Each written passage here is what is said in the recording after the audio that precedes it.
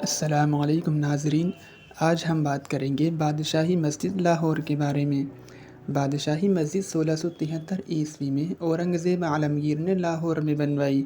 یہ عظیم شان مسجد مغلیہ دور کی ایک شاندار مثال ہے اور لاہور شہر کی شناخت بن چکی ہے۔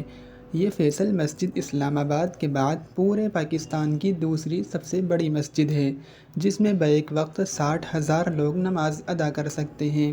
اس مسجد کا انداز تعمیر جامع مسجد دہلی سے بہت ملتا جلتا ہے۔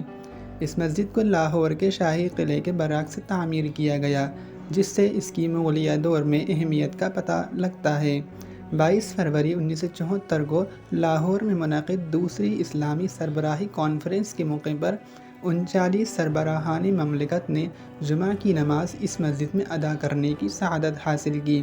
اس کا ایک داخلی دروازہ، 4 بڑے مینار، 4 چھوٹے مینار، 3 سفید گنبد اور درمیان میں ایک حوض کے ساتھ ساتھ ایک کتب خانہ بھی موجود ہے۔